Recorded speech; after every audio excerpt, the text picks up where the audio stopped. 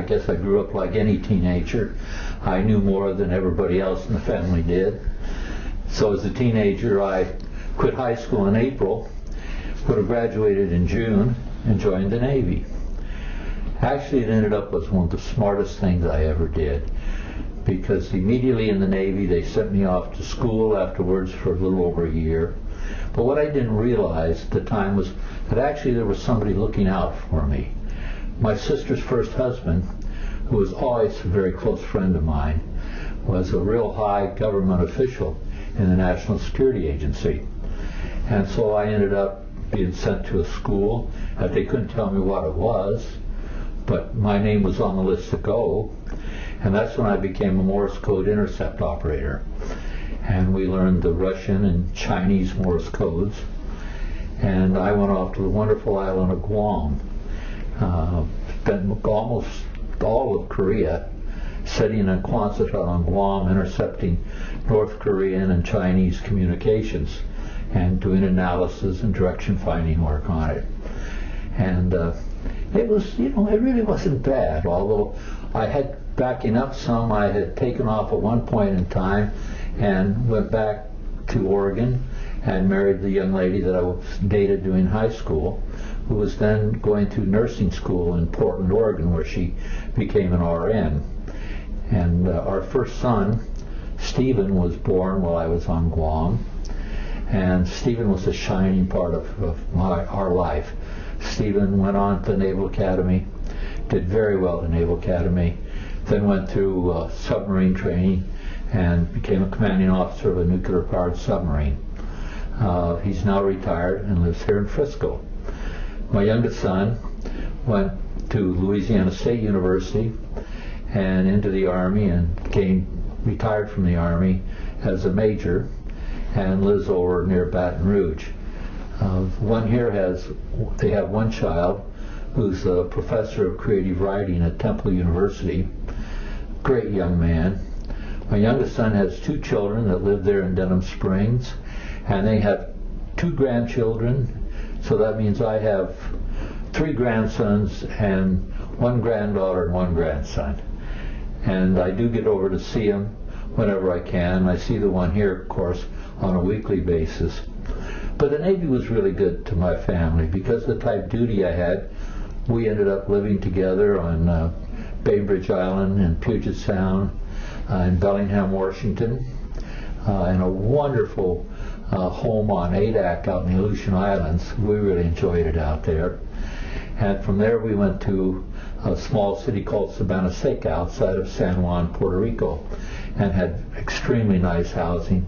Children grew up, and we went from there, and I went from there to school at the National Security Agency, and then off we went to Japan. You see, I'd mentioned this fellow that I thought was kind of looking out for me, but I didn't know it till years and years later. And while in Japan, I was told, and of course, right off the bat, remember I said, gosh, I quit high school. Well, that didn't last. I mean, there was no way could they have a high school dropout in that organization. So I went and got my high school degree and immediately started taking college courses up a storm. And while in Japan, I was told that I was going to become a commissioned officer, and which I did. And we went from there to Skaggs Island, a beautiful place near San Francisco, and then to Washington, D.C., of course.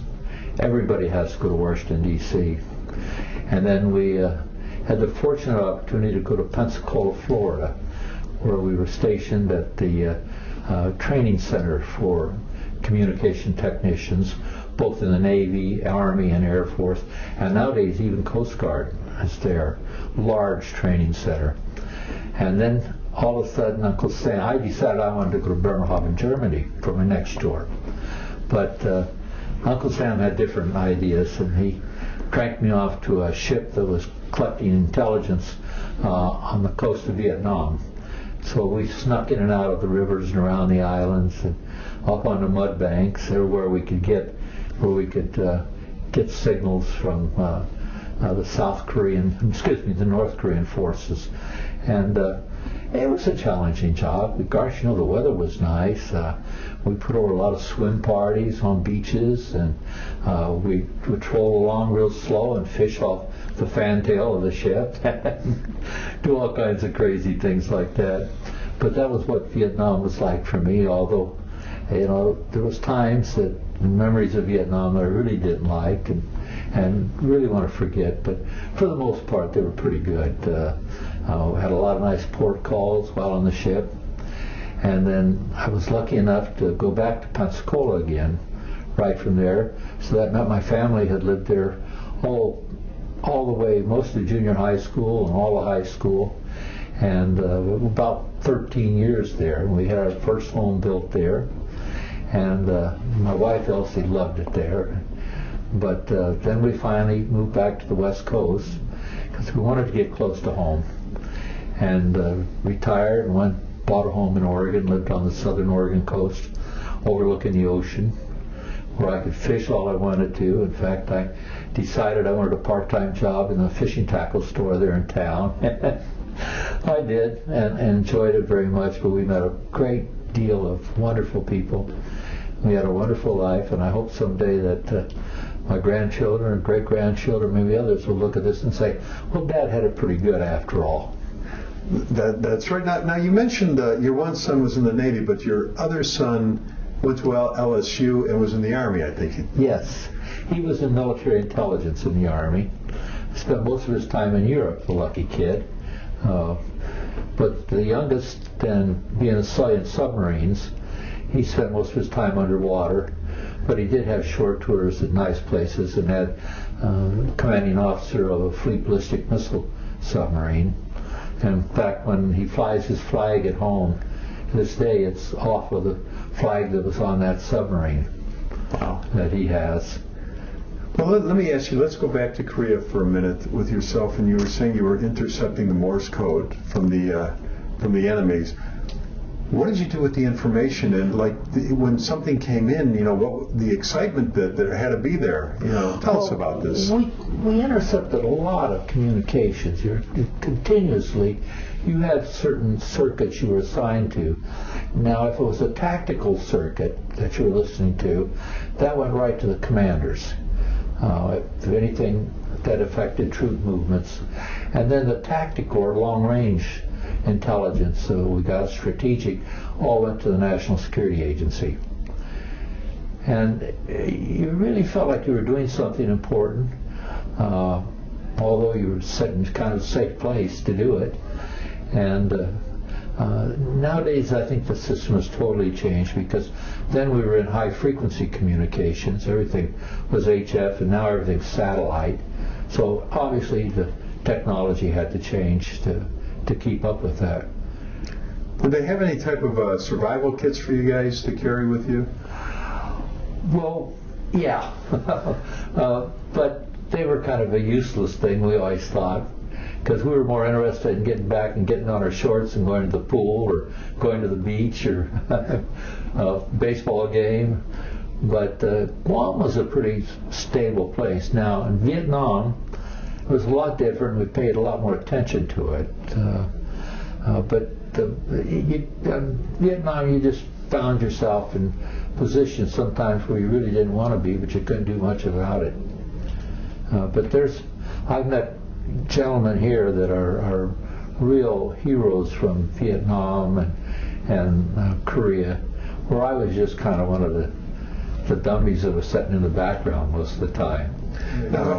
Well, I was young enough that I really didn't give much thought to it. When I was sent to Guam, I really wish they'd have sent me to Korea.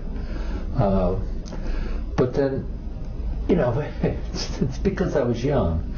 I used to have to go on some what we call spook patrols on submarines. And those were exciting to me, but I sure wouldn't have wanted to do it when I was older. I was young, and boy, that's great excitement. But no, it's not. But the commanding officer of those boats was older, and he was taking on a lot of responsibility. And the same with the guys who flew those aircrafts that got shot down off the Kamchatka Peninsula and off the Chinese coast and out in the Mediterranean. Had to be pretty brave, strong individuals to fly those planes. So as operators, we just sat in the back with our headphones on and peered at scopes most of the time. Now, they sent you off to Guam before you were married?